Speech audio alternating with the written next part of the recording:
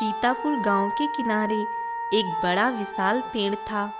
वह बहुत फलदार और छायादार था। उसकी छाया में बहुत से थके हारे मुसाफिर सुस्ताकर सुकून पाते थे। गांव की एक मान्यता के मुताबिक बहुत सी महिलाएं उस पेड़ पर चूड़ियां चढ़ाकर पूजा करती थीं और उनकी मनोकामनाएं पूरी होती थी, जिससे लोग उस पेड़ को चूड़ी वाला पेड़ कहने लगे थे। उसी पेड़ के बगल में एक साधु जी अपनी कुटिया में रहते थे। वे बहुत नेक और साफ दिल के थे। वे तपस्या करते और गांव वासियों की मदद भी किया करते थे। एक दिन भयंकर रात थी। साधु जी अपनी कुटिया में सो रहे थे। तभी उन्हें कुछ लोगों की आवाजें पेड़ के नीचे से सुनाई दी। नहीं, इतना मेरा नहीं, ये मेरा है। अरे तूने किया ही क्या है? माल तो मेरी वजह से पार हुआ। नहीं, मेरी तरकीब से। बेहतर होगा हम लोग मिल बांटकर हिसाब कर लें। साधु जी समझ गए कि यह जरूर कोई चोर लुटेरे का दल है जो चोरी किए गए माल का बंटवारा कर रहे हैं। साधु उठ बैठे और सोचने लगे, जरूर इन चोरों ने गरीब दुखियों का माल पार किया होगा। मुझे कुछ करना पड़ेगा।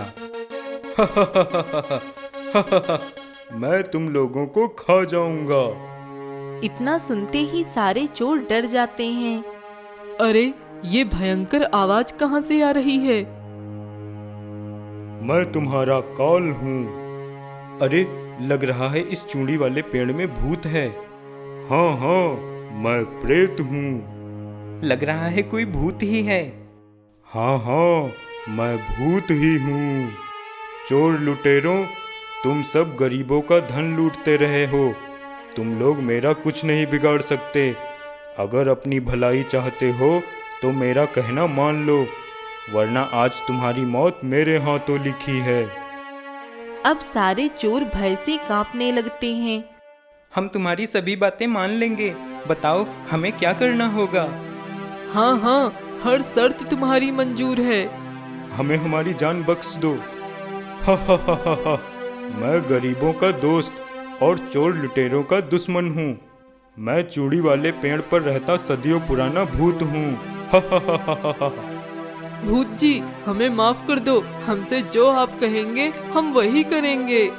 अब सारे चोर पेड़ के आगे हाथ जोड़कर खुशामद करने लगते हैं। हा हा हा।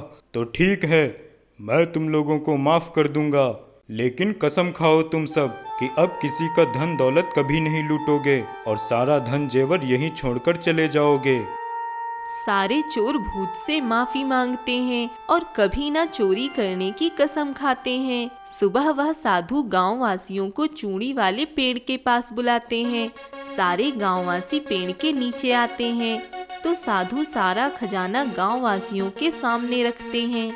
कल रात यहाँ चोर अपने चोरी किए गए धन खजाने का बंटवारा कर रहे थे, लेकिन भला हो इस चूड़ी वाले पेड़ का, जिसकी करामात से आप लोगों का सारा सामान बच गया। यह रुपया जेवर जिसका जिसका हो ईमानदारी से ले जा सकता है।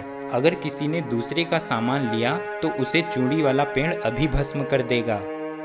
सामान देखकर लोगों की आंखें चौंधिया जाती हैं, पर लोग अपना अपना धन जेवर उठा लेते हैं।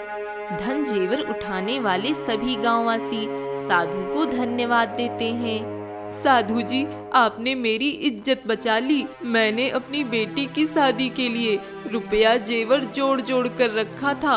आपने हमें बर्बाद होने से बचा लिया।